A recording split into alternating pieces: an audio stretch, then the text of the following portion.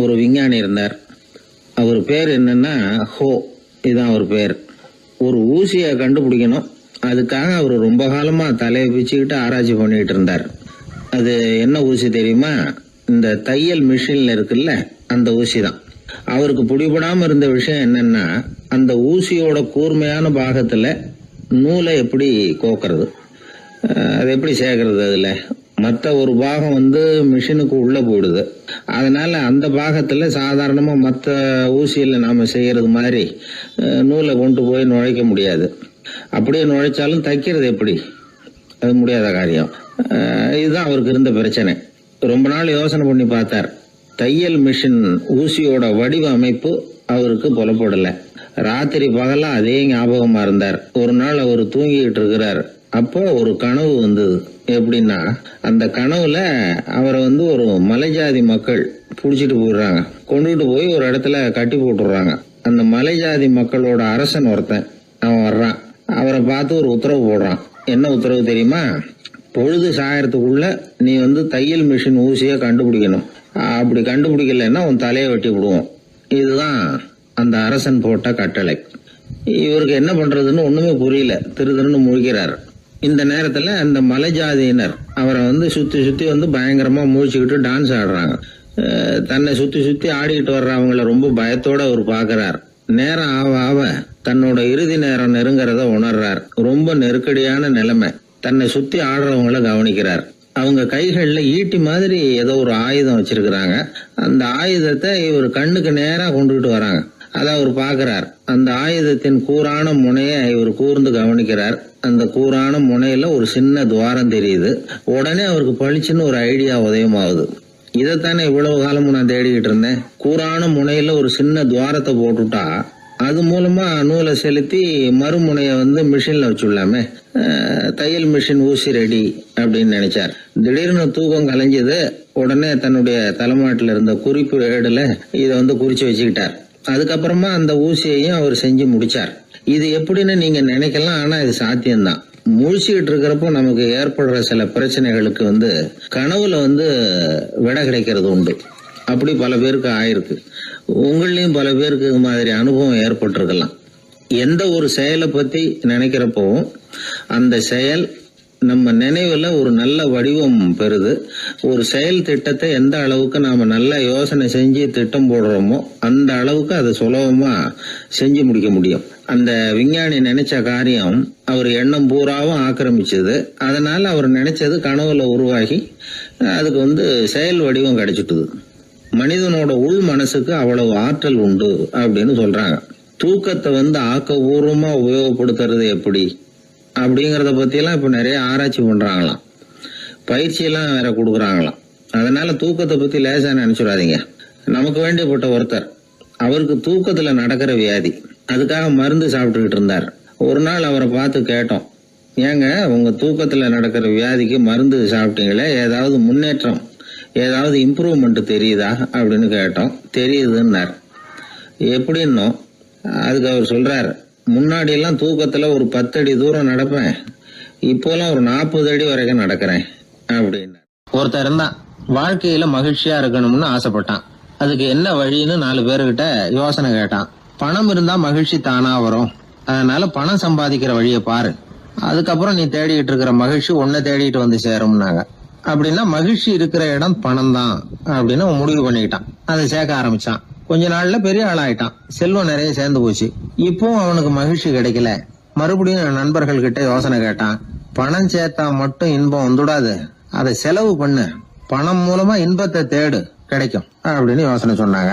உடனே அந்த பணத்தை எடுத்துக்கிட்டு ஊர் பூரா சுத்தினான். வெளிநாடுகள் எல்லாம் போனான், சுத்தி பார்த்தான். அப்புறம் அவனுக்கு விருப்பமானதையெல்லாம் வாங்கி சாப்பிட்டு பார்த்தான். மது, போதை பழக்கம், இப்படி எதுலயும் ஈடுபட்டு பார்த்தான். கல்யாணம் பண்ணிக்கிட்டான், குடும்பம் நடத்தினான். எப்படி இருந்தாலும் அவன் எதிர்பார்க்கிற மகிழ்ச்சி அவனுக்கு கிடைக்கல. அதனால மகிழ்ச்சிங்கிறது எங்க இருக்குங்கிற ரகசியத்தை அவனால கண்டுபிடிக்கவே முடியல. கடைசியா ஒரு பெரியவர்கிட்ட யோசனை கேட்டான். அவர் சொன்னார், இல்லறத்திலேயும் உனக்கு மகிழ்ச்சி கிடைக்கலன்னா உனக்கு துறவரத்துலதான் அது கிடைக்கும்னு நினைக்கிறேன். சரி, அதையும் தான் முயற்சி பண்ணி பாப்போமே அப்படின்னு அவன் முடிவு பண்ணிக்கிட்டான். துறவரம்னா சும்மாவா? எல்லாத்துக்கும் அவன் துணிஞ்சுட்டான். வீட்டுல இருந்த நகை, பணம், பவுனு, வைரம், வைடூரியம் எல்லாத்தையும் ஒரு மூட்டையா கட்டி எடுத்துக்கிட்டான். ஒரு யோகியை தேடிட்டு போனான். அவர் காலடியில கொண்டுட்டு போய் வச்சான். அவர் நிமிர்ந்து பார்த்தார். என்ன இதெல்லாம்னார். இதெல்லாம் இனிமே எனக்கு தேவையில்லைன்னா. சரி, அப்படின்னா உனக்கு என்னதான் தேவைன்னார். எனக்கு மகிழ்ச்சி தேவை, மன அமைதி தேவைன்னா.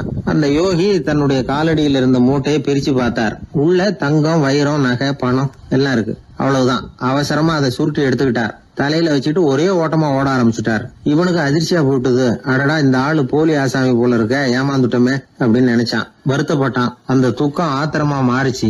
உடனே அந்த யோகியை துரத்த ஆரம்பிச்சான். அவரு ஒரே ஓட்டமா ஓடுறார். சந்து பூந்தெல்லாம் நுழைஞ்சு ஓடுறார். இவனும் விடாம துரத்துறான். கடைசியா அந்த யோகி மூச்சு இறக்க இறக்க ஒரு இடத்துல வந்து நின்னார். அது எந்த இடம்னா அவர் புறப்பட்ட இடம். எங்க இருந்து ஓட ஆரம்பிச்சாரோ அங்கேயே வந்து நின்னார். துரத்திட்டு வந்தவனும் ஓடி வந்து நின்னான். இப்ப அந்த யோகி சொன்னார், என்னப்பா பயந்துட்டியா? இந்தா உன்னோட செல்வம், நீயே வச்சுக்கோ அப்படின்னு சொல்லி மூட்டையை திருப்பி கொடுத்தார். கைவிட்டு போன தங்கமும் வைரமும் பணமும் திரும்ப கிடைச்சிட்டுதுங்கிறதுல அவனுக்கு ஏகப்பட்ட மகிழ்ச்சி. இப்போ மறுபடியும் அந்த யோகி சொல்றார், நீ வர்றதுக்கு முன்னாடி கூட இந்த தங்கமும் வைரமும் உங்ககிட்டதான் இருந்தது. ஆனா அப்போ உனக்கு மகிழ்ச்சி இல்ல. இப்போ உங்ககிட்ட இருக்கிறதும் அதே தங்கமும் வைரமும் தான். ஆனா இப்போ உன் மனசுல மகிழ்ச்சி இருக்கு. இதுல இருந்து என்ன தெரியுது? மகிழ்ச்சிங்கிறது வெளியில இல்ல, உள்ள இருக்கு. அது நம்ம மனசுல இருக்கு. இதை நல்லா புரிஞ்சுக்கணும். தங்கத்தையும் வைரத்தையும் மூட்டை கட்டி தலையில வச்சுக்கிட்டு அலைஞ்சானே, அவன் மாதிரிதான் நம்மள பல பேருக்கும் மகிழ்ச்சி எங்க இருக்குங்கிற உண்மை புரியறது இல்ல. அதனாலதான் பல சமயங்கள்ல நாம மகிழ்ச்சிக்காக அடுத்தவங்களை சார்ந்து இருக்கிறோம். நமக்கு வேண்டியப்பட்ட ஒருத்தன் பணம், நகை எல்லாத்தையும் ஒரு மூட்டையா கட்டி எடுத்துக்கிட்டு ஒருத்தர் காலடியில வச்சான். இது எனக்கு தேவையில்லைன்னா. உனக்கு என்னதான் தேவைன்னார் அவர். எனக்கு மன அமைதி தேவைன்னா. உனக்கு மன அமைதி தேவைப்படுகிற அளவுக்கு இப்ப என்ன ஆயிட்டுதுன்னார் அவர். வேற ஒண்ணும் இல்ல, இந்த பணத்தையும் நகையையும் நான் யாரு வீட்டுல எடுத்தனோ அந்த வீட்டுக்காரங்க இப்ப என் பின்னாடி துரத்திட்டு வந்துட்டு இருக்கிறாங்க, அவ்வளவுதான் அப்படின்னு நானா. மகிழ்ச்சியை தேடுகிறவர்கள் இந்த உலகத்துல அதிகம். அது எங்க இருக்குன்னு புரிந்து கொண்டவர்கள் ரொம்ப குறைவு. எது உண்மையான மகிழ்ச்சி அப்படிங்கறத புரிஞ்சுக்கிட்டு அதுக்கு தகுந்த மாதிரி நம்முடைய வாழ்க்கையை அமைச்சுக்கணும். ஒரு குழந்தை அம்மா கிட்ட போச்சு, அம்மா என்ன தூக்கிக்க. உடனே அந்த அம்மா அந்த குழந்தைய தூக்கி இடுப்புல வச்சுக்கிறாங்க. எந்த பக்கம் வச்சுக்கிறாங்க? இடது பக்கம். பொதுவா குழந்தைய தூக்குறவங்க யாரும் வலது பக்கம் இடுப்புல வச்சுக்கிறது இல்ல. விவரம் தெரியாத சில ஆம்பளைகளை அப்படி தூக்கி வச்சுக்கிட்டு அலையிறது உண்டு. ரொம்ப காலமாவே குழந்தைகளை இடுப்புல இடது பக்கமா வச்சிருக்கிற பழக்கம் தான் இருந்து வந்திருக்குது. இதுக்கு ஆய்வாளர்கள் என்ன காரணம் சொல்றாங்க தெரியுமா? அப்படி இருந்தாதான் குழந்தை சொல்றத, குழந்தை நினைக்கிறத தாயினால நல்லா உணர முடியுதாம். இடது பகுதி ஆட்சி பண்றது, குறிப்பா காதின் தலைமையாக இருக்கிறது வலது பக்கம் தான். அதனால தாய் குழந்தைக்கு பதில் சொல்லவோ, அது என்ன கேக்குதுங்கிறத சீக்கிரமா புரிஞ்சுக்கிட்டு நடந்துக்கவோ அதுதான் சௌரியம் அப்படின்னு ஆய்வாளர்கள் இதுக்கு காரணம் சொல்றாங்க. இதனால என்ன ஆகுதான்? தாய்க்கும் குழந்தைக்கும் நெருக்கம் அதிகமாகுதான், குழந்தைக்கும் பாதுகாப்பு அதிகமா. அது மட்டும் இல்ல, ஒரு தாய் தன்னுடைய குழந்தைய இடுப்புல சுமக்கிறதுனால அவள் நினைக்கிறத, அவளோட இதய துடிப்ப குழந்தை உணர்தான். 9 மாதத்துக்கும் அதிகமா இருந்த இடம் இல்லையா, அதனால அவளை பத்தி நல்லா அறிந்து கொள்ளுகிற வாய்ப்பும் குழந்தைக்கு கிடைக்குது.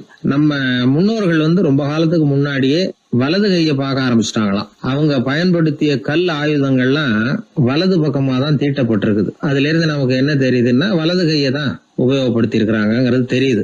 இப்படி எல்லாம் இருந்தா கூட இன்னைக்கு நம்மள 10ல் ஒருத்தருக்கு ஒரு பழக்கம் உண்டு, அது இடது கை பழக்கம். ஆனாலும் 2 கைகளும் ஒற்றுமையா இருக்கிறதுக்கு தான் ரொம்பவும் முயற்சி பண்ணுதான். இப்போ வலது கை பழக்கம் உள்ளவங்க பேசுறதுக்கு, எழுதுறதுக்கு செயல்படுத்துற தலைமையகம் தலையின் பின்புறம் பிடரியில் இருக்குது. இடது கை பழக்கம் உள்ளவங்களுக்கு மூளையில 2 பக்கங்கள்லயும் தலைமையகம் இருக்குது. இது விஞ்ஞானிகள் சொல்றது. எத்தனையோ மேதைகள் இடது கை பழக்கம் உள்ளவங்களா இருந்திருக்கிறாங்க. அமெரிக்க மேதை பெஞ்சமின் பிராங்க்லின், இத்தாலிய ஓவியர் லியோனார்டோ டாவின்சி, இப்படி நிறைய பேர் இருந்திருக்கிறாங்க, இப்போ இருக்கிறாங்க. காலங்காலமா இயல்பாவே இடது கை பழக்கம் இருந்து வந்திருக்குது. அப்படி இருக்கிறப்போ வலது கை எப்போ இடது கைய வென்றது, ஜெயிச்சது அப்படிங்கிற விவரம் இன்னமும் யாருக்குமே புரியல. ஆய்வாளர்களுக்கும் புரியல. அவங்களும் யோசிச்சுக்கிட்டு இருக்கிறாங்க. உலகம் இடது பக்கமா தான் சுத்துது. வானத்துல இருக்கிற வெள்ளி வீதி, அப்புறம் அணுவுல இருக்கிற துணுக்குகள், உடம்புல இருக்கிற அமினோ அமிலம், இப்படி எல்லாமே இடதுபுறமா தான் இயங்கிட்டு இருக்குது. இவ்வளவு செய்திகள் இடது கைக்கு ஆதரவா இருக்கிறப்போ அது எப்படி வலது கை கிட்ட ஏமாந்தது அப்படிங்கிற ரகசியம் இன்னமும் யாருக்கும் தெரியலையா. இது சம்பந்தமா ஆராய்ச்சி பண்றவங்களுக்கு இது இன்னமும் ஒரு பிரச்சனையா தான் இருக்குதான். இப்படி இடது கை ஒதுங்கிட்டதுனால இப்பெல்லாம் வலது கைக்கு தான் மரியாதை அதிகமா போச்சு. ஒரு ஆசாமி இடது கையில கட்டு போட்டுட்டு வந்தானா, கையில என்னப்பா கட்டுன்னு விசாரிச்சிருக்கிறாரு ஒருத்தர். ஒரு இயந்திரத்தை பிரிச்சு ரிப்பேர் பார்த்துக்கிட்டு இருந்தேன், மறுபடியும் அதை ஓட விட்டு பாக்குறப்போ இடது கை விரல் மாட்டிக்கிட்டது, அதுதான் கட்டு அப்படின்னு இருக்கான். நல்ல வேளை வலது கை மாட்டி இருந்தா உன்னால சாப்பிட கூட கஷ்டமா போயிருக்குமே என்னார் அவர். இதுக்கு அவன் சொன்னானா, முதல்ல வலது கை தாங்க மாட்டிக்க இருந்தது, நான் தான் உடனே புத்திசாலித்தனமா அதை இழுத்துக்கிட்டு இடது கையை கொடுத்தேன் அப்படின்னு இருக்கான். இவன் எப்பேற்பட்ட புத்திசாலி பாருங்க. இந்த வலதுகை இடதுகைங்கிறத பத்தி அறிவியல் ஆராய்ச்சி ஒரு பக்கம் இருந்தாலும் கை சுத்தமா இருக்கணும், இது வாழ்க்கைக்கு முக்கியம். உண்மை, உழைப்பு, நேர்மை இதெல்லாம் இருந்தாதான் வாழ்க்கையில முன்னேற முடியும். அதனால இந்த இடதுகை பழக்கம் வலதுகை பழக்கம் எது எப்படி இருந்தாலும் அது ஒருத்தருடைய புத்திசாலித்தனத்தை பாதிக்கிறது இல்ல. அதனால வாழ்க்கையில முன்னேறதுக்கு இது ஒரு இடைஞ்சலா இருக்கிறது இல்ல. நாம நம்ம உடம்பையும் புரிஞ்சுக்குவோம், மனசையும் புரிஞ்சுக்குவோம். அப்படி புரிந்து கொண்டு வாழ்க்கையில முன்னேறுவோம். நாம யாரு, நம்ம தகுதி என்ன அப்படிங்கிற நினைப்பு எப்பவும் நமக்கு இருக்கணும். தகுதிக்கு மீறிய நினைப்பு தான் பல சமயங்களில் நம்மளை சிக்கலில் கொண்டு போய் விட்டுடுது. ஒரு பூனை இருந்து தான் அது தன்னை ஒரு பூனைன்னு தானே நினைக்கணும். அப்படி நினைக்கல, தன்னை ஒரு புலின்னு நினச்சிக்கிட்டு இருந்தது. தன்னை பற்றின தகுதிக்கு மீறிய நினைப்போடு அந்த பூனை அப்படியே நடந்து போய்கிட்டு இருந்ததுதான். அப்போது வழியில் ஒரு பெரிய யானை அது அமைதியாக நின்றுக்கிட்டு இருந்தது. இந்த யானை ரொம்ப பொறுமையாக நின்றுக்கிட்டு இருக்கிறது இந்த பூனைக்கு ஒரு மாதிரியாக தெரிஞ்சிருக்கு. ஏன்னா பொறுமையாக ஒருத்தர் இருந்தால் அவங்கக்கிட்ட போய் ஏதாவது வாலாட்டி பார்க்கலாம்னு ஒரு ஆசை வருதில்ல. அது மாதிரி பொறுமையாக நின்றுக்கிட்டு இருக்கிறது பூனைக்கு அதுக்கிட்ட போய் கொஞ்சம் வாலாட்டி பார்க்கலாமே அப்படின்னு ஒரு ஆசை. உலக இயல்பு தானே இது.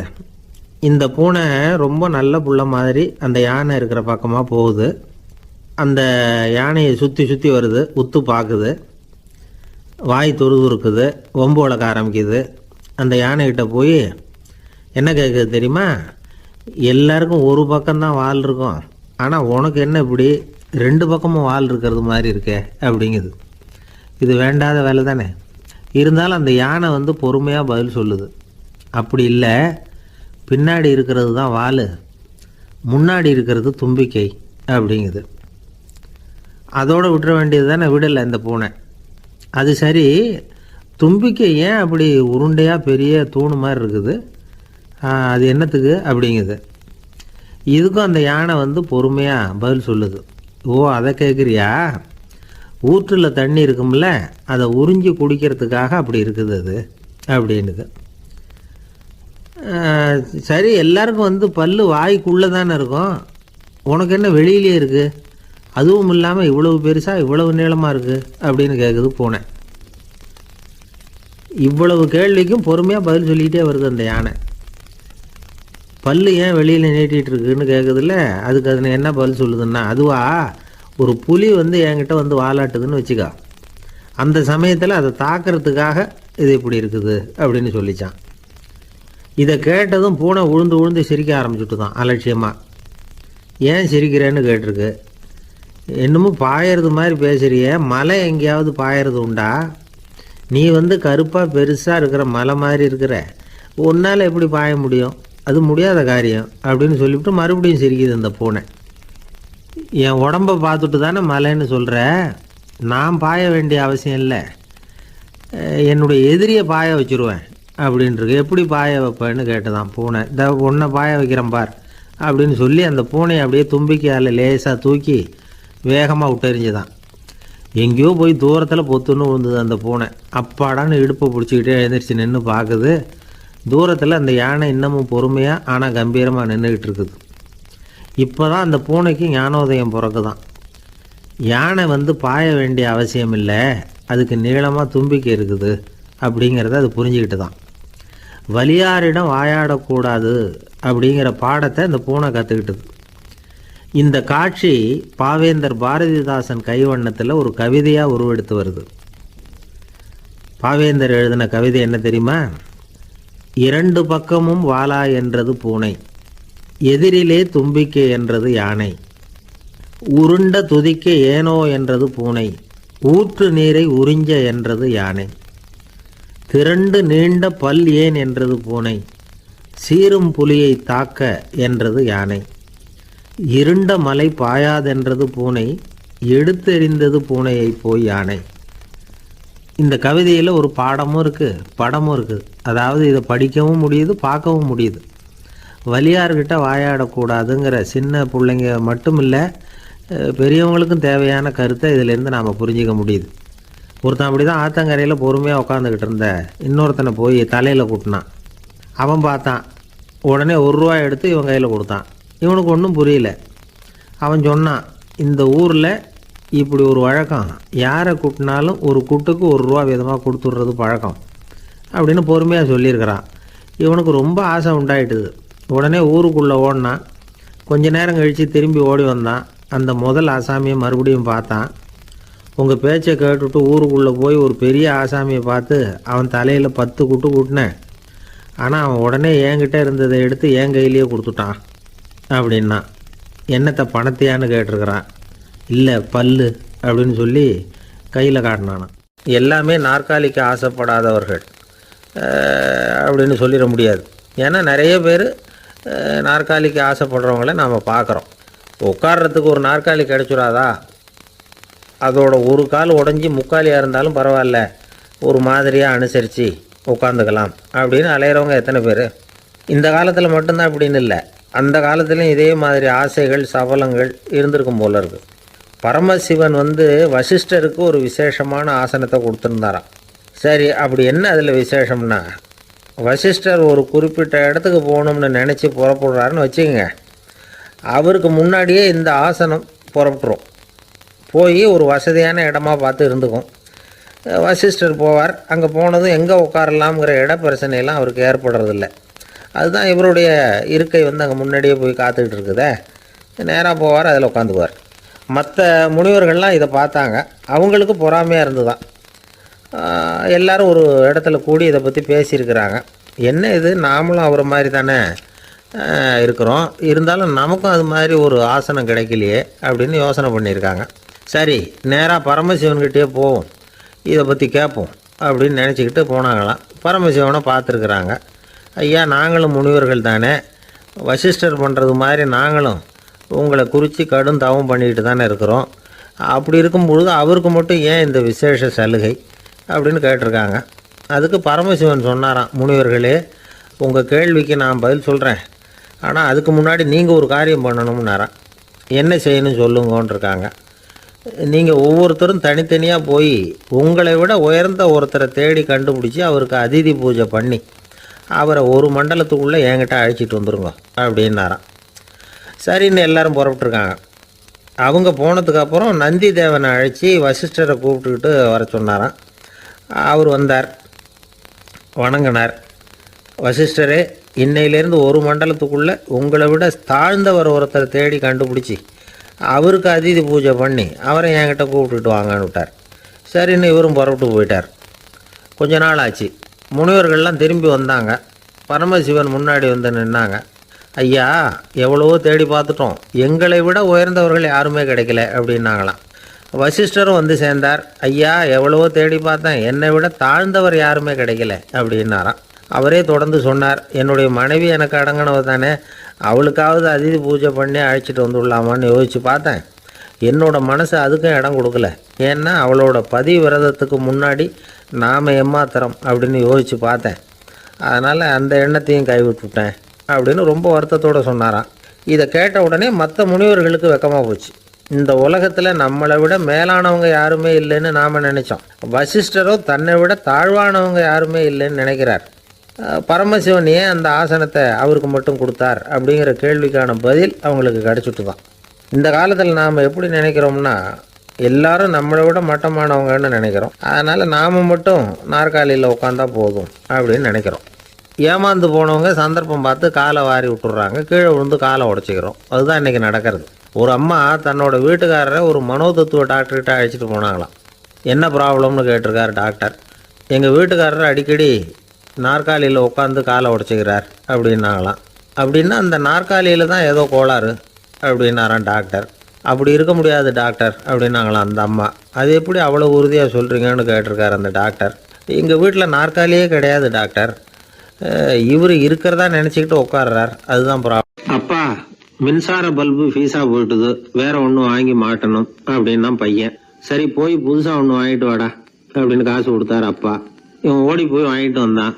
அப்பா கிட்ட கொடுத்தான். அவர் மாட்டினார். அதுக்கப்புறம் அவரை பார்த்து ஒரு கேள்வி கேட்டான். ஏன்பா, இந்த பல்பு ஏன் உடைய மாட்டேங்குது அப்படின்னா. இது என்னடா கேள்வி, நாம கீழே போடல அதனால உடையலைன்னார். அப்பாவோட புத்திசாலித்தனம் அவ்வளவுதான். ஆனா பையன் கேட்டது அந்த அர்த்தத்துல இல்ல. ஒரு மின்சார பல்பு குமிழின் கண்ணாடி இருக்குல்ல, அதோட கனம் எவ்வளவு இருக்கும், ஒரு 1/2 மில்லிமீட்டர். அவ்வளவுதான் இருக்கும் அந்த கணம். அவ்வளவு மெலிசா இருக்கிற ஒரு கண்ணாடி குமிழ இந்த ஹோல்டர்ல மாற்றம் நம்ம விரலால அழுத்தி புடிச்சு திருக வேண்டியிருக்கு. அந்த சமயத்துல அப்படி செய்யறப்ப அது உடையறது இல்ல. நம்ம விரலோட அழுத்தத்தை தாங்கி நிற்கிற அளவுக்கு அதுக்கு பலம் எங்க இருந்து வந்தது? இதுதான் பையன் கேட்ட கேள்வியோட அர்த்தம். இந்த காலத்து பிள்ளைங்களுக்கு விஞ்ஞான அறிவு அதிகம், அதனால இப்படி எல்லாம் கேள்வி கேட்பாங்க. அப்பாவுக்கு தெரியுதா இல்லையான்னு சோதிக்கிறதுக்காக கூட இப்படி கேட்பாங்க. இந்த மாதிரி சோதனைக்கெல்லாம் இந்த காலத்து அப்பாக்கள் தயாரா இருக்கணும். இல்லைன்னா பையன் அலட்சியமா நினைச்சிருவான். மின்சார பல்பு கண்ணாடி மெலிசா இருந்தாலும் நாம அழுத்தி பிடிக்கிறப்போ அது உடையாம இருக்கிறதுக்கு காரணம் நாம இயற்கையோட ஒரு தத்துவத்தை அதுல பயன்படுத்தி இருக்கிறோம். அது என்ன இயற்கையின் தத்துவம்? அதுதான் முட்டை ஓட்டு தத்துவம். இது இயற்கை உருவாக்கின ஒரு தத்துவம். ஆதி காலத்திலேயே இயற்கை இந்த தத்துவத்தை உருவாக்கி விட்டது. அதாவது பறவைகளோட முட்டை ஓடு எப்படி இருக்கு, அதோட கனம் எவ்வளவு இருக்கும்? மின்சார பல்பு மாதிரி தானே, ரொம்ப மெலிசா தான் இருக்கு. பறவைகள் இனவிருத்திக்காக முட்டை போடணும். அந்த முட்டை எப்படி இருக்கணும்? இயற்கை கொஞ்சம் யோசிச்சு பார்த்தது. முட்டை ஓடு ரொம்ப கனமா தடிமனா இருந்தா உள்ள வளர்ற குஞ்சு அதை உடைச்சிக்கிட்டு வெளியில வர முடியாம போயிடும். அதே நேரத்துல அது ரொம்ப மெலிசா இருந்தா தாய் பறவைகள் அது மேல உட்காந்து அடகாக்குறப்போ உடல் எடை தாங்க முடியாம முட்டைகள் உடைஞ்சு போயிடும். என்ன பண்றது? முட்டை பலமாவும் இருக்கணும், பலம் இல்லாமல் இருக்கணும். குஞ்சு அதை உடைச்சுக்கிட்டு வெளியில வரணும். தாயால அது உடையக்கூடாது. ஒரே நேரத்துல உறுதியாகவும் உறுதி இல்லாமலும் முட்டை ஓடு அமையணும்னா அது எப்படி சாத்தியம்? இது கொஞ்சம் குழப்பமாவும் நமக்கு புரியாத மாதிரி இருக்குது இல்ல. அதனாலதான் இதை தத்துவம் அப்படின்னு சொல்றோம். முட்டை ஓட்டு தத்துவம் இயற்கை கண்டுபிடிச்ச ஒரு அபூர்வமான அமைப்பு. அதுதான் முட்டை வடிவம். இது தாய் பறவை சுலபமா முட்டை போடுறதுக்கு ஏற்ற ஒரு வடிவம். முட்டை சதுர வடிவமா இருந்தா அதை போடுறதுக்கு எவ்வளவு கஷ்டம். அப்புறம் அது மேல செலுத்தப்படுகிற அழுத்தம் நாலா பக்கமும் பரவி விடுது. அதனால அந்த அழுத்தத்துக்கு பலம் குறைஞ்சிருது. குறிப்பிட்ட சிறு பரப்புல அளவுக்கு அதிகமா விசை செலுத்தப்படுறது இல்ல. அதனால முட்டையோட வடிவம் தான் அந்த உறுதிக்கு காரணம். இது எப்பேற்பட்ட தத்துவம்? இதுதான் மின்சார பல்பு செய்யறப்போ நாம காப்பி அடிச்சிருக்கிறோம். பொதுவா வகுப்புல காப்பி அடிச்சாதான் முட்டை போடுறது வழக்கம். நாம முட்டையே காப்பி அடிச்சிருக்கிறோமே, இது எப்பேற்பட்ட காப்பி? ஒரு ஆசிரியர் வகுப்புல பசங்களை பார்த்து ஒரு கேள்வி கேட்டாராம். கோழி முட்டை இடுமா, முட்டை போடுமா அப்படின்னு கேட்டாராம். ஒரு பையன் எந்திரிச்சு பதில் சொல்லியிருக்கிறான். கோழி முட்டை இடும், முட்டை போடாது அப்படின்னு சொல்லியிருக்கான். இவன் ஏன் போடாதுன்னு கேட்டாராம் ஆசிரியர். போட்டா உடஞ்சிரும் சார் அப்படின்னு பையன். ஒரு திருடன் ஒரு வீட்டுல போய் திருடணும்னு திட்டம் போட்டான். இருட்டுனதும் போய் திருடணும். ஆனா ராத்திரி ஆனா வாசல் கதவை சாத்தி உள்பக்கம் தாழ்பால் போட்டுருவாங்களே, என்ன பண்றது, எப்படி வீட்டுக்குள்ள போறது? இவன் யோசனை பண்ண ஒரு முடிவுக்கு வந்தான். சரி, பகல் நேரத்திலேயே யாருக்கும் தெரியாம அந்த வீட்டுக்குள்ள நுழைஞ்சிருவோம். அங்க போய் எங்கேயாவது ஒளிஞ்சுக்குவோம். இருட்டுற வரைக்கும் பேசாம இருப்போம். ராத்திரி எல்லாரும் தூங்கினதுக்கு அப்புறம் நைஸா போய் பீரோவை திறந்து இருக்கிறது பூரா எடுத்துக்கிட்டு ஓடியாந்துடலாம் அப்படின்னு திட்டம் போட்டான். அதே மாதிரி ஒரு நாள் மத்தியானத்துக்கு மேல அந்த வீட்டுக்காரன் எங்கேயோ வெளியில புறப்பட்டு போனான். வீட்டுக்கார அம்மா அடுப்பங்கரையில என்னவோ சமைச்சுக்கிட்டு இருந்தாங்க. திருடன் பார்த்தான். இதுதான் சமயம்னு அந்த வீட்டுக்குள்ள மெதுவா நுழைஞ்சிட்டான். எங்க ஒளியலாம்னு பார்த்தா வலது பக்கம் ஒரு ரூம் இருந்தது. அங்க போனான். அங்க ஒரு படுக்கை அறை, அங்க ஒரு பெரிய கட்டில் இருந்தது. அதுக்கு அடியில போய் பதுங்கிட்டான். இருட்டுனது நம்ம வேலையை ஆரம்பிக்கலாம், அது வரைக்கும் பொறுமையா இருக்கணும் அப்படின்னு சொல்லி பேசாம வாயை மூடிட்டு கம்முன்னு இருக்கிறான். ரொம்ப நேரம் கழிச்சு வெளியில போயிருந்த வீட்டுக்காரன் திரும்பி வந்தான். சாப்பிட்டான். லைட்டை நிறுத்தி விட்டு படுத்துட்டான். அந்த அம்மாவும் வேலையெல்லாம் முடிச்சுட்டு படுத்துட்டாங்க. நடு ராத்திரி. விடி விளக்கு லேசா எரிஞ்சுக்கிட்டு இருக்கு. வீட்டுக்காரன் லேசா கண்ணை முழிச்சான். கட்லுக்கு நேரா எதிரில் ஒரு கண்ணாடி. அதுல பாக்குறான், கட்லுக்கு கீழே ஒரு திருடன் ஒளிஞ்சு இருக்கிறது தெரிஞ்சு போச்சு. உடனே அவன் திருடன் திருடன்னு சத்தம் போடல, யோசனை பண்ணான். மேஜையில இருக்கிற கத்தி எடுத்து கையில வச்சுக்குவோமா அப்படின்னு யோசனை பண்ணான். இந்த சந்தர்ப்பத்துல கத்தியை உபயோகப்படுத்துறதை விட புத்தியை உபயோகப்படுத்துறது தான் சாமர்த்தியம் அப்படின்னு நினைச்சான். உடனே அது பிரகாரம் செயல்பட ஆரம்பிச்சிட்டான். என்ன பண்ணான் தெரியுமா? எதையும் வெளியில காட்டிக்காம ரொம்ப சர்வசாதாரணமா தன்னுடைய மனைவி கிட்ட பேச ஆரம்பிச்சான். மனைவியும் புத்திசாலி, அதனால அவங்களுக்கு தெரியும். அவங்களும் வீட்டுக்காரர் கேட்ட கேள்விக்கு பொருத்தமா பதில் சொல்ல ஆரம்பிச்சாங்க. இவன் கேட்டான், இத பாரு, நமக்கு குழந்தை பிறந்தா அதுக்கு கிருஷ்ணமூர்த்தின்னு தான் பேர் வைக்கணும் அப்படின்னா. அதெல்லாம் முடியாது. ஆம்பளை பிள்ளையா இருந்தா ஏகாம்பரம், பொம்பளை பிள்ளையா இருந்தா பங்கஜவல்லி, இதுதான் அவங்க மாமனார் மாமியார் பேர், அதான் வைக்கணும் அப்படின்னாங்க அந்த அம்மா. அதெல்லாம் முடியாது, நான் முடிவு பண்ணிவிட்டேன் கிருஷ்ணமூர்த்தின்னு கத்தனா அவன். இல்ல ஏகாம்பரம் பங்கஜவல்லின்றது இந்த அம்மா. வாதம் முத்தி போச்சு. கிருஷ்ணமூர்த்தி கிருஷ்ணமூர்த்தி கிருஷ்ணமூர்த்தின்னா அவன். ஏகாம்பரம் பங்கஜவல்லி ஏகாம்பரம் பங்கஜவல்லின்னு இவங்க கத்துறாங்க. ஒரே சத்தமா போச்சு. இத கேட்டதும் பக்கத்து வீட்டுல இருந்தவங்க, எழுத்த வீட்டுல இருந்தவங்க எல்லாம் எழுந்திரிச்சு ஓடி இவங்க வீட்டு கதவை தட்ட ஆரம்பிச்சுட்டாங்க. தட தடன்னு. இவன் சாவகாசமா எழுந்திருச்சு போய் கதவை திறந்தான். என்னங்க இந்த ராத்திரி வேலையில எங்களை எல்லாம் ஏன் கூப்பிட்டீங்க, யாருக்கு என்னாச்சு அப்படின்னு கேட்டாங்க. கேட்டது யாருன்னா பக்கத்து வீட்டு கிருஷ்ணமூர்த்தி, எழுத்த வீட்டு ஏகாம்பரம், பங்கஜவல்லி எல்லாரும். அடடே உங்களை கூப்பிடலீங்க, குழந்தைக்கு பேர் வைக்கிறது சம்பந்தமா எங்களுக்குள்ள சண்டை வந்துட்டுது, அதுதான் விஷயம்.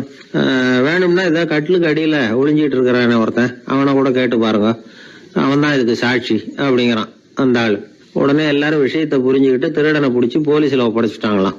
நெருக்கடியான நேரங்கள்ல பதறாம புத்திசாலித்தனமா செயல்படணுங்கிறத தெரிஞ்சுக்கிறதுக்காக இந்த கதை. புத்திசாலித்தனமா செயல்படுற ஒரு குடும்ப தலைவி இருக்காங்க. அவங்க என்ன செய்வாங்க தெரியுமா, எல்லாரும் ராத்திரி ஆனா வீட்டை உள்பக்கமா பூட்டி விட்டு தானே படுப்பாங்க. ஆனா அந்த அம்மா என்ன பண்ணுவாங்கன்னா வீட்டை வெளிப்பக்கமா ஒரு பூட்டு போட்டு பூட்டி விடுவாங்க. எழுத்த வீட்டுக்காரங்க கிட்ட சொல்லி தினமும் இப்படி பூட்டி விட சொல்றது பழக்கம். ஏங்க அப்படி செய்யறீங்க, திருடன் சுலபமா உள்ளே வந்துடக்கூடாதுங்கிறதுக்காகவா அப்படின்னு கேட்டாங்க. இல்லைங்க, சுலபமா வெளியில போயிடக்கூடாதுங்கிறதுக்காக அப்படின்னாங்க. என்னங்க சொல்றீங்க அப்படின்னு கேட்டாங்க. ஆமாங்க, இவருக்கு அந்த பழக்கம் உண்டு அப்படின்னு தன்னுடைய வீட்டுக்காரரை காட்டினாங்க.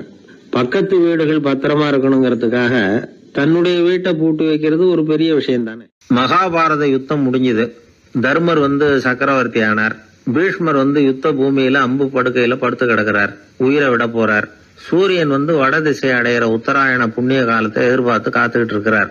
அந்த சமயத்துல தர்மர் கண்ணங்கிட்ட அனுமதி வாங்கிட்டு பீஷ்மரை பாக்கிறதுக்காக குருக்ஷேத்திரத்துக்கு வர்றார். தம்பிமார்கள், திரௌபதி எல்லாரும் கூட வர்றாங்க. பீஷ்மரை பார்த்து எல்லாரும் வணங்குறாங்க. யுதிஷ்டர் பீஷ்மர்கிட்ட வர்ணம், ஆசிரமம், மக்கள் கடமை, அரசருடைய கடமை, இது மாதிரி விஷயங்களை பத்தி நிறைய கேள்விகள்லாம் கேட்கிறார். அவரு ஒவ்வொன்னா கேட்டுக்கிட்டு இருக்கிறாரு. பீஷ்மரும் அதுக்கு தகுந்த பதில் சொல்லிட்டு இருக்கிறார். இப்படி பீஷ்மர் யுதிஷ்டருக்கு தர்மோபதேசம் செஞ்சுக்கிட்டு இருக்கிறப்போ திரௌபதிக்கு சிரிப்பு வந்துட்டுதான். கழுக்குன்னு அந்த அம்மா சிரிச்சுட்டாங்க. அந்த சத்தத்தை கேட்ட பீஷ்மர் தர்மோபதேசத்தை பாதியில நிறுத்தினார். திரௌபதிய பார்த்தார். மகளே ஏம்மா சிரிச்சேன்னு கேட்டார். என்ன மன்னிச்சிருங்க பிதாமகரே, ஏதோ தெரியாம சிரிச்சுட்டேன்னாங்க அவங்க. குழந்தாய், உன்ன மாதிரியே உள்ள உத்தம பெண்கள் காரணம் இல்லாம பலர் முன்னிலையில இப்படி சிரிக்க மாட்டாங்க, வெக்கப்படாம விஷயத்தை சொல்லுன்னாரு அவர். திரௌபதிக்கு கண் கலங்க ஆரம்பிச்சு. சுவாமி, நீங்க இப்போ இவ்வளவு தர்மோபதேசம் பண்ணிட்டு இருக்கிறீங்க, இத பாக்குறப்ப எனக்கு திடீர்னு ஒரு சந்தேகம் வந்துட்டுது.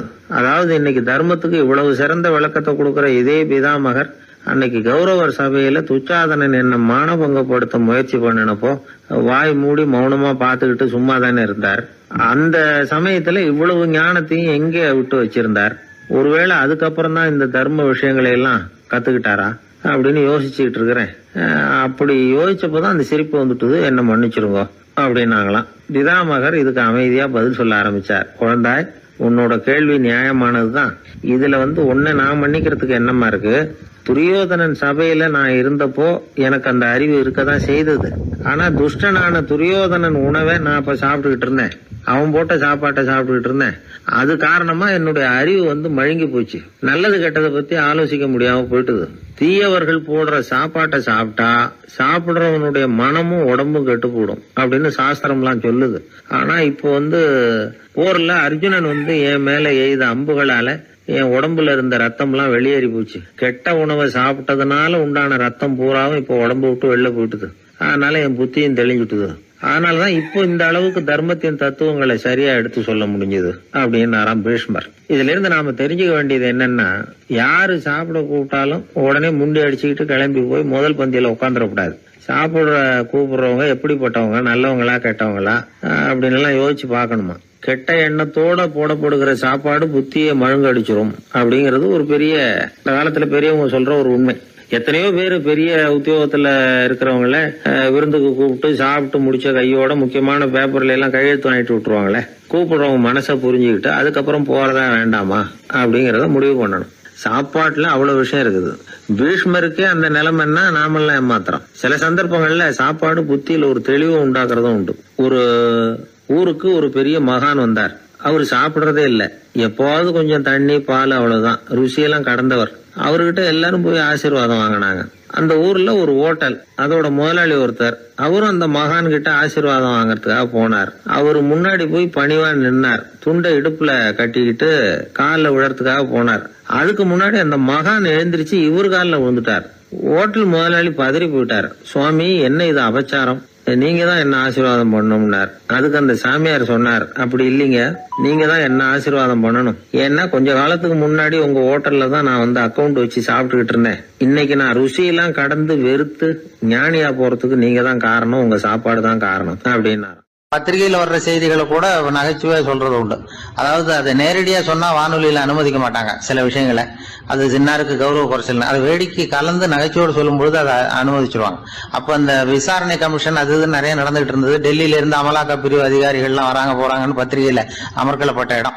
அந்த நேரம் வந்து நான் ஒரு ரேடியோவில் ஒரு செய்தியை தயார் பண்றோம். அப்ப என்ன பண்ணேன்னா, இது மாதிரி அந்த பத்திரிகை செய்தியை வச்சுக்கிட்டே ஒரு செய்தி சொன்னோம், இன்னொரு தகவல் சொல்லி. என்னன்னா, ஒருத்தன் வந்து தமிழ்நாட்டுல ஒரு ஆள், அவன் திடீர்னு வந்து கோடீஸ்வரன் ஆயிட்டான். நேற்று வரைக்கும் சாதாரணமா இருந்தான், இன்னைக்கு கோடீஸ்வரன் ஆயிட்டான். டெல்லியில இருந்து 2 அதிகாரிகள் வராங்க, எப்படி அவன் பணம் சேர்த்தான்னு கண்டுபிடிக்கிறதுக்கு. அவனை கூப்பிட்டு 2 அதிகாரிகளை, எப்படிடா பணம் சேர்த்த? நான் ஒன்னும் தப்பான வழியில பணம் சேர்க்கல சார், நான் வந்து பந்தயம் கட்டியே பணக்காரன் ஆயிட்டேன். பந்தயம் கட்டி எப்படிடா பணக்காரன் ஆக முடியும் அப்படின்னா, நீங்க நம்புங்க சார், நான் பந்தயம் கட்டி தான் பணக்காரன், தப்பான வழியில சேரல சார். பந்தயம் கட்டி எப்படிடா கோடீஸ்வரன் நானு அப்படின்னா, நாங்க நம்ப முடியாதுன்னு இருக்கான் விசாரிக்க வந்தவன். அப்படின்னா உங்ககிட்ட ஒரு பந்தயம் கட்டட்டுமான் இருக்கான் விசாரிக்க வந்தவன்ட்டிய. என்னடா பந்தயம் அப்படின்னா, ஒண்ணுமில்ல சார், இது என் கண்ணு, இது என் பல்லு, என் கண்ணை என் பல்லாலேயே கடிக்கிறேன், எவ்வளவு பந்தயம். விசாரிக்க வந்தா 100 ரூபாய் எடுத்து வச்சான், இதை ப்ரூவ் பண்றான்னு. அப்படியே கண்ணை எடுத்துட்டான், அது பளிங்கு கண்ணு. ஏற்கனவே ஒரு கண்ணு பளிங்கு கண்ணு வச்சுனா எடுத்து கடிச்சு விட்டான். இது விசாரிக்க வந்தாலும் 100 ரூபாய் விட்டுட்டு நிக்கிறான். எப்படி பணம் சேர்த்தான்னு வந்தவன். உடனே இன்னொருத்தன், இவன்ட்ட என்னடா பேச்சு கொடுக்காரா, நம்ம பணம் தான் அங்க போயிட்டு இருக்கு, உனக்கு விசாரிக்க தெரியல, போடா நான் விசாரிக்கிறேன்னு அடுத்த வந்தான். அதே நீ ஒழுங்கா சொல்றேன், எப்படிடா பணம் சேர்த்தேன் சார், நீங்க கொஞ்சம் புத்திசாலியா தெரியுது அவரை விட, நீங்களாவது நம்புங்க சார், பந்தயம் கட்டி தான் பணம் சேர்த்தேன், நான் நம்ப முடியாது அப்படின்னா உங்ககிட்ட இன்னொரு பந்தயம் கட்டட்டுமா அப்படின்றான். வேண்டாம், அவனை ஏமாத்தி விட்டேன் ஆள வேண்டான்றான். இல்ல சார், அவரு ஏமாந்தது பொய் கண்ணு, பளிங்கு கண்ணுன்னு தெரியாது, ஏமாந்துட்டார். இப்போ உங்ககிட்ட பந்தயம் கட்டது நெஜம் கண்ணு, இந்த பக்கம் பளிங்கு கண்ணு கிடையாது, நெஜம் கண்ணு, இதை பல்லால கடிக்கிறேன் அப்படின்னா அவன் ஒரு 100 ரூபாய் எடுத்து வச்சான். இவன் அப்படியே பல்செட்டை கேட்டினான் தனியா, அப்படியே கேட்டு கடிச்சு விட்டான். அதையும் விட்டுட்டான். இவன் உடனே 2 பேரும், இவன்கிட்ட பேச பேச நம்ம பணம் தான் அவன்கிட்ட போயிட்டு இருக்கு, இவன் எப்படி பணம் சேர்த்தான்னு கண்டுபிடிக்கிறதுக்கு டெல்லியில இருந்து வந்திருக்கோம், இவன் மேற்கொண்டு பேசாத, பேச பேச பந்தயம் கட்டுவான். திரும்பி போறதுக்கு ரயிலுக்கு டிக்கெட்டு சரியா இருக்கா பாடுறான்றான். அவன் கரெக்டா எண்ணி பார்த்து கரெக்டா இருக்குப்பா, மேற்கொண்டு பேசாத, அவன்கிட்ட நம்ம போயிடுவோம், போய் நம்ம அதிகாரிகிட்ட சொல்லிடுவோம்னு சொல்லி போயிட்டு வரேன் சார் அப்படின்னு சொல்லிட்டு மரியாதை போயிட்டாங்க. போய் டெல்லியில பெரிய அதிகாரிகிட்ட போய், சார் அவன்கிட்ட வந்து விசாரிச்சு பார்த்தோம் சார், தமிழ்நாட்டுல பந்தயம் கட்டி தான் பணம் சேர்த்தேன்னு சாதிக்கிறான், எங்ககிட்ட ஒரு 200 ரூபாய் வாங்கிட்டான் சார் அப்படின்னு. அவருக்கு கோவம் வந்துட்டுது. இந்தியாவுக்கே தலைமை அதிகாரி, இதுக்காகவாடா நீங்க இருக்கீங்க, எத்தனை பேர் இருக்கீங்க உங்களை மாதிரி ஜூனியர் ஆபீசர்ஸ் நம்ம ஆபீஸ்ல இந்தியா பூரா விசாரிக்கிறதுக்கு அப்படின்னா 30 பேர் இருக்கோம் சார். 30 பேருக்கு அனுபவம் பத்தாது, நான் இந்தியாவுக்கே தலைமை அதிகாரி, அனுபவம் ஜாஸ்தி, உங்களுக்கு ட்ரைனிங் கொடுக்கணும் எப்படி ஒருத்தரை விசாரிக்கிறதுன்னு. 30 பேரும் ஒரு ரூம்ல வந்து உட்காருங்க, ஒரு ஆள் போய் அந்த ஆளை தமிழ்நாட்டுல இருந்து இங்க கூப்பிட்டுட்டு வா, வர்ற வரைக்கும் அவன்கிட்ட பேசாதீங்க, பந்தயம் கட்டுவான், மெதுவா கொண்டு வந்து நிறுத்து அப்படின்னா ஒரு ஆள் வந்து ஸ்பெஷலா கூப்பிட்டு போட்டான். இது மாதிரி மேடையில நிறுத்திவிட்டு ஒரு தலைமை அதிகாரி 30 ஜூனியர் அதிகாரிகள் அவங்களுக்கு பயிற்சி கொடுக்குறார். இவனை பார்த்து, ஒழுங்கா சொல்லு, எப்படி பணம் சேர்த்த, நான் இந்தியாவுக்கே தலைமை அதிகாரி, என்கிட்ட உண்மையை ஒத்துக்கிட்டீங்கன்னா உன்னை அப்ரூவர் ஆக்கிடுவேன் அல்லது தண்டனையை குறைப்பேன், அந்த அதிகாரம்லாம் என்கிட்ட உண்டு, ஒழுங்கா சொல்லு அப்படிங்கிறார். அவர், சார் நீங்க இந்தியாவுக்கே தலைமை அதிகாரி, அனுபவம் ஜாஸ்தி, நீங்களாவது நம்புங்க சார், நான் பந்தயம் கட்டி தான் பணம் சேர்த்தேங்கிறான். இங்கேயே வந்து இப்படி சாதிக்கிறேன், உன்னை நம்ப முடியாதரா அப்படின்னா உங்ககிட்ட ஒரு பந்தயம் கட்டட்டுமா நானா அவர்கிட்ட போய், வேணாண்டா என் ஆளை ஏமாத்தி விட்டேன் அப்படின்னா. இல்ல சார், அவங்க ஏமாந்தது என் உடம்ப பத்தின ரகசியம், என் கண்ணு பளிங்கு கண்ணுன்னு தெரியாது, நான் பல்செட்டு கட்டியிருந்தது தெரியாது, ஏமாந்துட்டாங்க. இப்ப நான் உங்ககிட்ட கட்டுற பந்தயம் உங்க உடம்ப பத்தின ரகசியம். என் உடம்புல என்னடா ரகசியம்? முதுகுல, உங்க முதுகுல 1 ரூபா அகலத்துக்கு கருப்பா ஒரு மச்சம் இருக்கு, உண்டா இல்லையானா? இல்லைன்னு தெரியும் அவருக்கு. இல்லடா, நேத்து வரைக்கும் இல்ல சார், இப்ப இருக்குது மச்சம் அப்படின்னு. உடனே 100 ரூபாய் எடுத்து வச்சார் அவர் தலைமை அதிகாரி. ஒரு 100 ரூபாய் வச்சு சட்டையை கட்டி காட்டுறாரு, மச்சம் இல்ல. இவன் தோத்துட்டான், இங்கிருந்து போனவன். உடனே 200 ரூபாய் எடுத்து வச்சுக்கிட்டு, தோழர்களே இப்படிதான் ஒருத்தரை விசாரிக்கணும், என்கிட்ட இவன் ஏமாந்துட்டான் பாருங்க, துருவி துருவி விசாரிக்கிறதுன்னு சொல்றாங்களே இதுதான் அப்படின்னு விளக்கம் கொடுத்தாரு. அப்போ இவன் மெதுவா ஆரம்பிச்சானா, சார் இந்த பந்தயத்துல உங்களுக்கு 200 ரூபாய் லாபம், ஆனா இதே பந்தயத்துல எனக்கு 2900 ரூபாய் லாபம் சார் அப்படின்றான். என்னடா பண்ண அப்படின்னு கேட்டிருக்காரு. உங்களுக்கு தெரியாம இந்த 30 பேர்கிட்டையும் தனித்தனியா ஒரு பந்தயம் கட்டியிருக்கேன். 30 பேர்கிட்ட என்னடா பந்தயம் கட்டினேன்? ஒண்ணும் இல்ல சார், உங்க எல்லாரும் முன்னாடியும் உங்க மேல் அதிகாரியை சட்டையை கேட்ட வைக்கிறேன், உங்களுக்கு பந்தயம் கட்டினேன். போயிட்டு பூரா எனக்கு 2900 ரூபாய் லாபம். அவரு பார்த்தா அதிர்ச்சி ஆயிட்டாரு. தலைமை, சார் நீங்க போங்க சார் அப்படின்னு சொல்லி ஒரு ஆளை கொண்டு போய், சாரை கொண்டு போய் மரியாதையா பக்கத்து ரூம்ல விட்டாங்க. இனிமே அவர்கிட்ட யாரும் பேசாதீங்க வாங்கன்னு சொல்லிவிட்டு, அதுக்கப்புறம் தோழர்களே இவர் பேச ஆரம்பிச்சார். தோழர்களே, இனிமே யாரும் தமிழ்நாட்டு பக்கம் விசாரிக்க போகாதீங்க. நீங்க யாராவது போறதுன்னா மத்திய பிரதேசம், உத்தரப்பிரதேசம், இப்படி எத்தனையோ பிரதேசம் போயிட்டு வாங்க. தமிழ்நாட்டுக்கு மட்டும் போகாதீங்க. ஏன்னா அங்க போனா நம்ம பணத்துக்கு ஆபத்து வந்துருது அப்படின்னு சொன்னாருன்னு இந்த கதையை ரேடியோவில் சொன்னேன். இந்த கதையை உண்மை சம்பவமா சொன்னா அனுமதிச்சிருக்க மாட்டாங்க.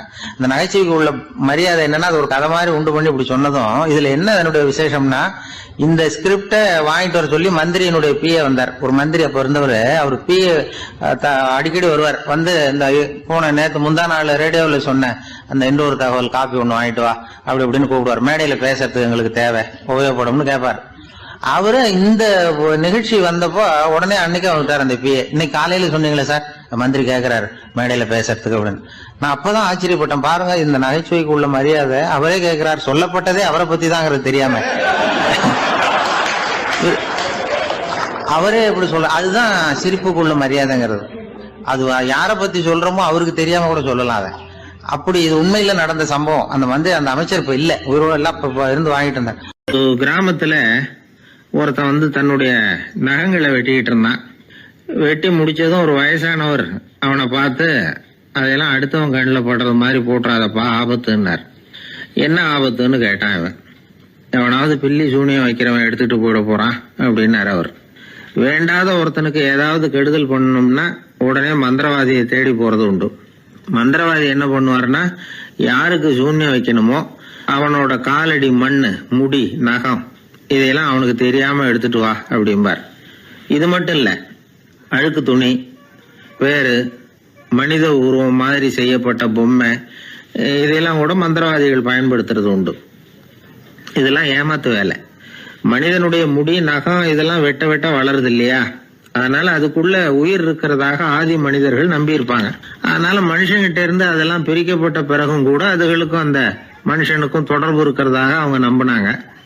அந்த நம்பிக்கை தொடர்ந்து வந்து அதோட விளைவாதான் இன்னைக்கு மந்திரவாதிகள் நகத்தையும் முடியையும் எடுக்கிறாங்க. அந்த நகத்துக்கும் முடிக்கும் ஒரு பாதிப்பு உண்டாக்குனா அது சம்பந்தப்பட்டவனுக்கு போய் சேரும் அப்படிங்கறது அவங்க நினைப்பு. அவ்வளவுதான் விஷயம். இது மாதிரி நம்பிக்கைகள் தான் இன்னைக்கு நகம், முடி இதையெல்லாம் மற்றவங்க கண்ணுல படும்படி போடக்கூடாது அப்படிங்கிற வழக்கத்தை உண்டாக்கி விட்டுது. ஒருத்தர் பேரு என்னன்னு கேட்டு தெரிஞ்சுட்டு போய் அந்த பேரை வச்சு அவனோட ராசி பலனை கணிச்சு அவனுக்கு ஏற்பட இருக்கிற கெட்ட நேரத்துல அவனுக்கு சூன்யம் வச்சா அது உடனே பலிக்கும் அப்படின்னு ஒரு நம்பிக்கை. அது மட்டும் இல்ல, சூன்ய தகட்டுல பேரை எழுதி புதைக்கிறதும் உண்டு. இதனாலதான் பெண்கள் வந்து கணவன் பேரை சொல்லாத பழக்கம் ஏற்பட்டுதான். அதாவது பேரை கேட்டுக்கிட்டு போய் ஏதாவது கெடுதல் பண்ணிவிட்டா என்ன பண்றது அப்படிங்கிற பயம். அப்படி ஆரம்பிச்ச பழக்கம்தான் இன்னைக்கு ஏதோ மரியாதைக்காக கணவன் பேரை வந்து பிறர் முன்னிலையில சொல்றது இல்லை அப்படிங்கறது மாதிரி ஆயிட்டுது. மந்திரவாதிகள் நம்ம ஊர்ல மட்டும்தான் இருக்கிறாங்கன்னு நினைக்காதீங்க, உலகம் பூரா உண்டு. பிசி தீவில் வாழக்கூடிய மக்கள் என்ன செய்வாங்களாம் தெரியுமா? இது மாதிரி மாந்திரீகம், செய்வன, பில்லி, சூனியம் இதெல்லாம் தங்களை பாதிக்காம இருக்கிறதுக்காக வீட்டை சுத்தி அகழி வெட்டி அதுல தண்ணீரை வந்து நிரப்பி வச்சிருவாங்களாம். ஆஸ்திரேலியாவில் இருக்கக்கூடிய பழங்குடி மக்கள் கிட்ட ஒரு பழக்கம், ஏதாவது பழங்கள் சாப்பிட்டா அதோட விதைய தண்ணீர்லயோ அல்லது ஆத்துலயோ போட்டுருவாங்களாம். வெளியில போட்டுட்டா அதை எடுத்து செய்வினைக்கு பயன்படுத்திடுவாங்க அப்படிங்கிற பயம். இது மாதிரி உலகம் பூராவும் செய்வினையின் மூலம் அடுத்தவங்களுக்கு பாதிப்பை உண்டு பண்ண முடியும் அப்படிங்கிற நம்பிக்கை இருக்கத்தான் செய்யுது.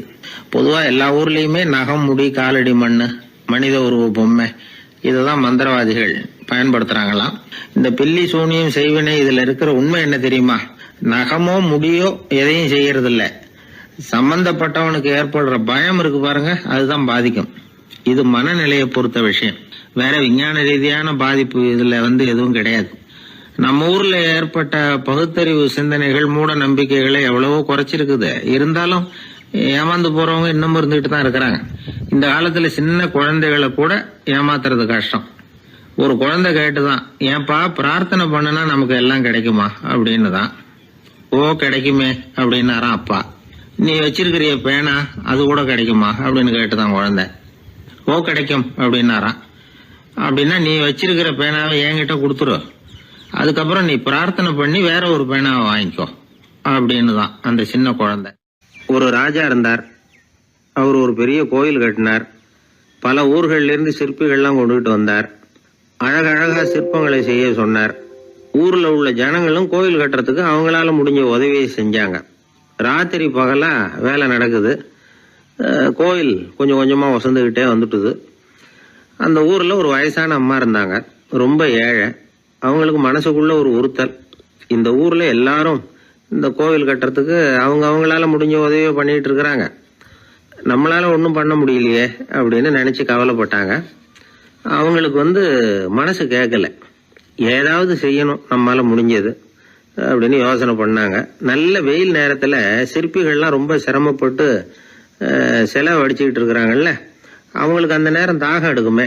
அதனால சிரமப்பட்டு ஒரு குடத்துல தண்ணி எடுத்துக்கிட்டு அதை இடுப்புல வச்சுக்கிட்டு மெதுவா கொண்டுகிட்டு அங்க போறது அப்படின்னு முடிவு பண்ணிட்டு அந்த அம்மா போச்சு. அங்க போய் வேலை செய்யறவங்களுக்கு தாகம் எடுக்கிற போலாம் ஒரு கோவலையில தண்ணியை எடுத்து கொடுத்துக்கிட்டு இருக்கிறது. இப்படியே பண்ண ஆரம்பிச்சுட்டு அந்த அம்மா.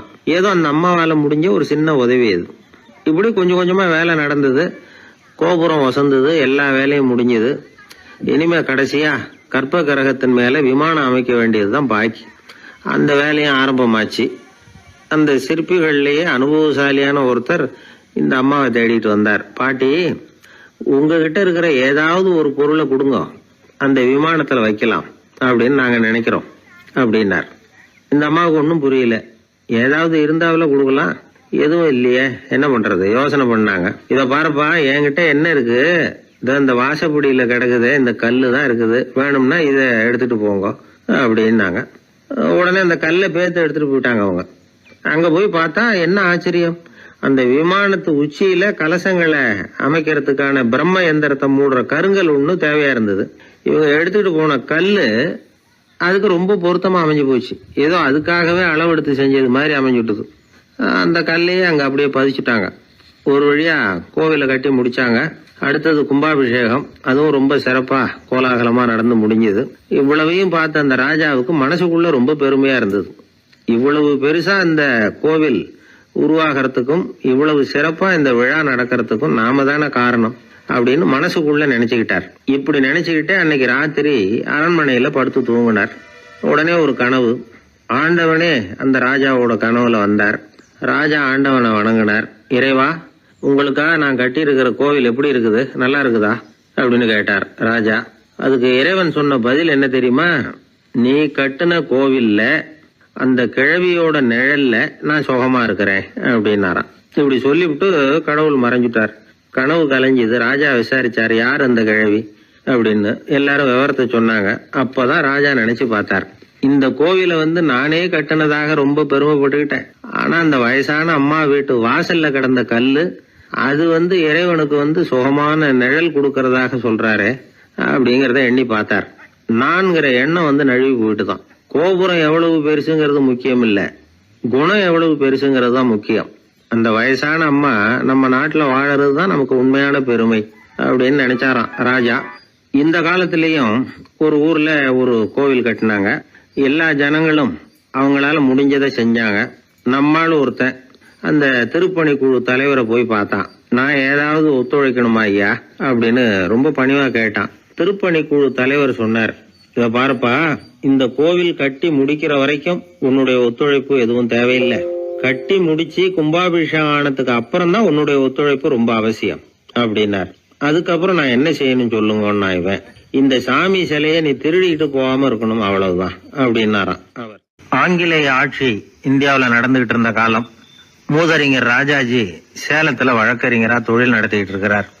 அவர் ஒரு சமயம் தன்கிட்ட வேலை செஞ்சுக்கிட்டு இருந்த பணியாளர் ஒருத்தரை கூப்பிட்டார். இத பாருப்பா, இந்த அஞ்சல் தலைய இந்த தபால் கவர்ல ஒட்டிட்டு வா அப்படின்னு சொன்னாராம். அந்த ஆள் உடனே அந்த கவரையும் ஸ்டாம்பையும் வாங்கிட்டு போனார். பசை தடவி ஸ்டாம்பை கவர்ல ஒட்டினார். திருப்பி கொண்டுகிட்டு ராஜாஜி கிட்ட கொடுத்தார். இவர் அதை வாங்கி பார்த்தார். உடனே சிரிக்க ஆரம்பிச்சுட்டாராம். அவரால் சிரிப்பை அடக்க முடியல. அந்த பணியாளரை பார்த்து, ஏன்பா, நாங்க எல்லாரும் எவ்வளவோ பாடுபட்டு முயற்சி பண்ணி போராடிட்டு வர்றோம், ஆனா எங்களால முடியல, எங்களால முடியாத அந்த காரியத்தை நீ ஒரு நிமிஷத்துல செஞ்சுட்டியே அப்படின்னு சொல்லிவிட்டு மறுபடியும் சிரிச்சாராம். பணியாளருக்கு உடனடியா ஒன்றும் புரியல. என்னன்னு பார்த்தார். அப்புறம் ராஜாஜி சொன்னாராம், ஆமாப்பா, நீ ஒரு நிமிஷத்துல பிரிட்டிஷ் மன்னரை கவுத்துட்டியே அப்படின்னாராம். அப்புறம் தான் விவரம் புரிஞ்சிருக்குது. அந்த பணியாளர் மன்னர் உருவம் இருந்த அந்த தபால் தலைய அந்த கவர்ல தலைகீழா ஒட்டி வச்சிருக்கிறார். அதை பார்த்துட்டு தான் ராஜாஜி அப்படி சொன்னாராம். இந்த நகைச்சுவை உணர்வு அவருக்கு இயல்பாவே இருந்தது. சேலத்துல வெங்கட சுப்பையர் அப்படின்னு சொல்லி ஒரு பிரபலமான வக்கீல், அவரும் ராஜாஜியும் ஒரு ஊர்ல பொதுக்கூட்டத்தை முடிச்சுக்கிட்டு திரும்பி ரயில்ல சென்னைக்கு வந்துகிட்டு இருக்கிறாங்க. ராத்திரி நேரம். வெங்கட சுப்பையர் ஜன்னல் ஓரமா உட்காந்து பயணம் பண்ணிட்டு இருக்கிறார். திடீர்னு ஒரு இடத்துல அவரோட கை கடிகாரம் நழுவி ஜன்னல் வழியா வெளியில வந்துட்டுதான். அவர் உயிருக்குயிரா பாதுகாத்து வச்சிருந்த வாட்ச் அது. ஏன் தெரியுமா? அவர் வக்கீல் ஆகிறதுக்கு முன்னாடி சென்னை கிறித்துவ கல்லூரியில பணியாற்றிக்கிட்டு இருந்தார். பணி முடிஞ்சு விலகிறப்போ அவர்கிட்ட படிச்ச மாணவர்கள்லாம் அன்புக்கு அடையாளமா ரொம்ப பிரியமா கொடுத்த கை கடிகாரம் அது. அப்பேற்பட்ட அன்பு பரிசை திடீர்னு இழந்து விடுறதுக்கு யாருக்கு தான் மனசு வரும்? ஐயோ, வாட்சி வெளியில விழுந்துட்டுதே அப்படின்னு பதட்டத்தோட சத்தம் போட ஆரம்பிச்சாராம். ராஜாஜி பக்கத்துல தான் உட்கார்ந்து இருக்கிறார். இருந்தாலும் இதை கேட்டுட்டு பதட்டப்படல, பதில் எதுவும் சொல்லல. அவர் பாட்டுக்கு என்னத்தையோ 1, 2, 3ன்னு எண்ணிட்டே வந்தாராம். வெங்கட சுப்பையர் ரொம்ப வேதனைப்பட்டிருக்கார். என்னங்க இது, என்னோட அருமையான கை கடிகாரம் நழுவி வெளியில விழுந்துட்டுது, அதுக்காக நான் தவிச்சுக்கிட்டு இருக்கிறேன். நீங்க என்னன்னா இதை கொஞ்சம் கூட காதுல வாங்கிக்காம குழந்தை மாதிரி என்னத்தையும் எண்ணிட்டே வர்றீங்களே அப்படின்னாராம். அப்பவும் ராஜாஜி ஒன்னும் பதில் பேசல. அவர் பாட்டுக்கு விடாம எண்ணிட்டே வந்தார். அடுத்த ஸ்டேஷன்ல வண்டி நின்னுது. ராஜாஜி ஸ்டேஷன் மாஸ்டரை கூப்பிட்டார். அவர் வந்ததும் அவர்கிட்ட சொன்னாராம், சார், எங்களுக்கு ஒரு உதவி செய்யணும். நாங்க வர்ற வழியில என் நண்பரோட வாட்சி வெளியில விழுந்துட்டுது. அது விழுந்த இடத்துல இருந்து தந்தி கம்பங்களை விடாம எண்ணிக்கிட்டே வந்திருக்கிறேன். இவ்வளவு கம்பங்களுக்கு அப்பால அது கிடக்கும்.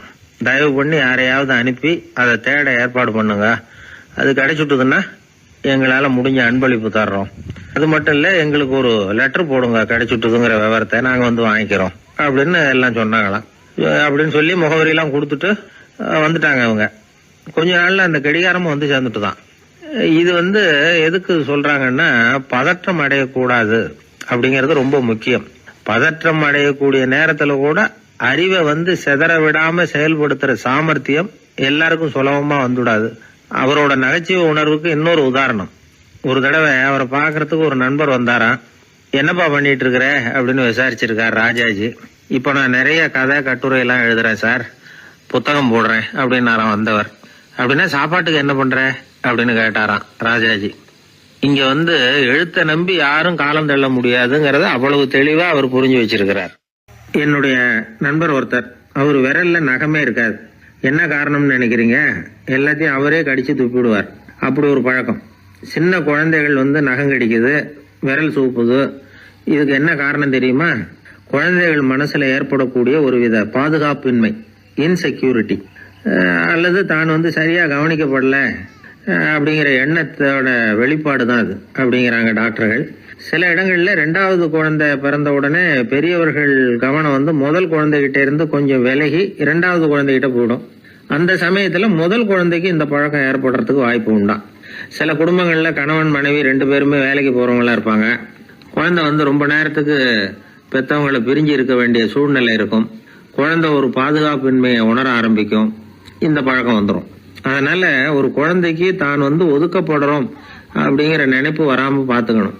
வளர்ந்த குழந்தைகளும் நகம் கடிக்கும். வயசானவங்க கிட்டையும் இந்த பழக்கம் இருக்கும். இது ஒரு மனச்சிதைவின் வெளிப்பாடு அப்படிங்கிறாங்க மனநல நிபுணர்கள்.